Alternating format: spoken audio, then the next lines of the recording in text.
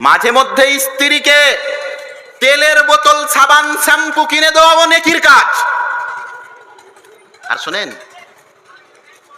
আপনি যদি আপনার স্ত্রীর পিছে খরচ না করেন না, তো মনে রাখিয়েন, ফেয়ার এন্ড লাভলি যদি আপনি না কিনে দেন, তা আপনার ভাই কিন্তু রেডি আছে কিনে দেওয়ার জন্য।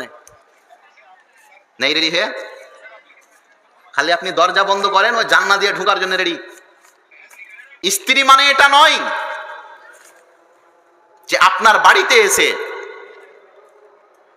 একজন চাকর যেভাবে কাজ করে সেই রকম ভাবে আপনি তার প্রতি ব্যবহার করবেন। অনুরূপ ভাবে আমি স্ত্রীদেরকে বলতে চাইছি, পুরুষ সে চাইতে গেলে শারীরিক চাহিদা হাজারো দিক থেকে সে পূরণ করতে পারে, কিন্তু না, আপনাকে বাড়িতে বউ বানিয়ে নিয়ে এসেছে, আপনার মাথার তাজ হচ্ছে আপনার স্বামী। একবার নবী মুহাম্মদ রাসূলুল্লাহ সাল্লাল্লাহু আলাইহি ওয়াসাল্লাম তার স্ত্রীদের প্রতি রেগে গেলেন।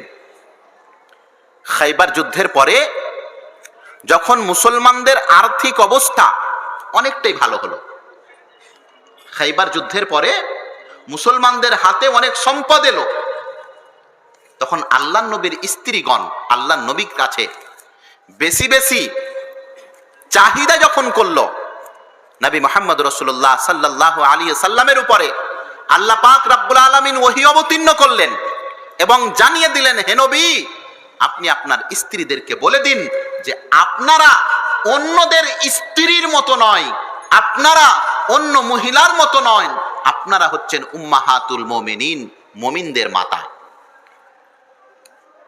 নবী মুহাম্মদ রাসূলুল্লাহ সাল্লাল্লাহু আলাইহি ওয়াসাল্লাম এক পর্যায়ে এতটা রেগে গেলেন তিনার স্ত্রীদের উপরে যে আল্লাহ নবী সমস্ত স্ত্রীদেরকে তালাক দেওয়ার জন্য সিদ্ধান্ত নিলেন। এমনকি আম্মাজান আয়েশাকে বললেন, আয়েশা, তুমি যদি বেশি বেশি আমার কাছে চাহিদা করো, তাহলে জেনে রেখো আমার বাড়ি তোমার জন্য যথেষ্ট নয়, যাও তুমি আবু বকরের বাড়িতেই বসে থাকো, তুমি তোমার পিতার বাড়িতেই বসে থাকো। প্রিয় ভাই, হে প্রিয় মা, হে প্রিয় বোন, আমি আপনাকে বলছি, আপনার প্রয়োজন যতটুকু ততটুকুতেই আলহামদুলিল্লাহ পড়তে শিখেন, অল্পতে সন্তুষ্ট হতে শিখেন। আল্লাহর নবী ওই সমস্ত মহিলাদের গুণগান বর্ণনা করেছেন যারা অল্পতে সন্তুষ্ট হতে পারে। হে প্রিয় ভাই, আপনাকে বলছি, আপনার পরিবার, আপনার সন্তান সন্ততি, আপনার স্ত্রী, এদের পিছে আপনি অর্থ ব্যয় করবেন। এর দায়িত্ব আল্লাহ আপনার উপরে দিয়েছে, আপনাকে কর্তা বানিয়েছেন আল্লাহ।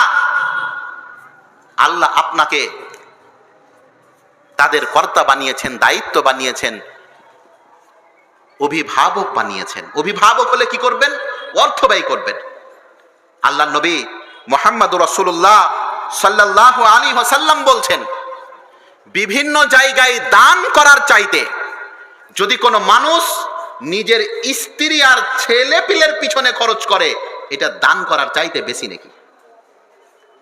আল্লাহ নবী বললেন, কেউ যদি 1 দিনার খরচ করে মুজাহিদদের পিছে, 1 দিনার খরচ করে গরিব মিসকিনদের পিছে, 1 দিনার খরচ করে আল্লাহর পথে যারা রয়েছে তাদের জন্যে, এই সমস্ত খরচগুলির ব্যাপারে আল্লাহ নবী বললেন, ইদা আনফাকার রাজুল আলা আহলিহি নাফাকাতান ইয়াহতাসিবুহা ফাহিয়া লাহু সাদকা।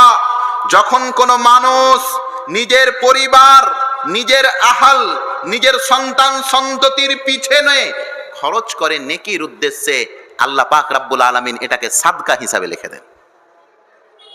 এর জন্য মনে রাখবেন, বাড়িতে চালের বস্তা দেওয়া, বাড়িতে তরকারি পাতি কিনে দেওয়া, এগুলো যদি আপনি ভালো উদ্দেশ্যতে দেন, নেকির উদ্দেশ্যতে দেন, আল্লাহ আপনাকে যে বোঝ দিয়েছে, আল্লাহ প্রদত্ত যে আপনি দায়িত্ব পেয়েছেন, এই দায়িত্ব যদি পূরণ করেন, আল্লাহ নবী বলছেন ফাহিয়া লাহু সাদকা, এটা হচ্ছে তার জন্য সাদকা, এটা হচ্ছে তার জন্য দান সমতুল্য।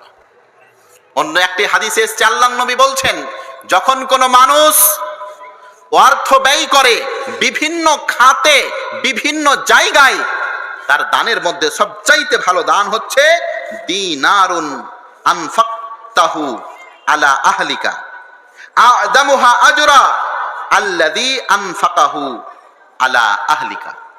মুসলিমের হাদিসে এসেছে, আল্লাহর নবী বলছেন, আপনি বিভিন্ন জায়গায় খরচ করেছেন, তার মধ্যে উত্তম খরচ হচ্ছে ওটা যেটা আপনি নিজের পরিবারের পিছনে খরচ করেছেন। বন্ধু, শুধু মসজিদের ফ্যান, মসজিদের সিমেন্ট বালি দিতে গেলেই নেকি নেই, মাঝে মধ্যে স্ত্রীকে ফেয়ার এন্ড লাভলি কিনে দিল নেকি আছে। বুঝতে পারলেন না? মাঝে মধ্যে স্ত্রীকে তেলের বোতল, সাবান, শ্যাম্পু কিনে দেওয়াও নেকির কাজ।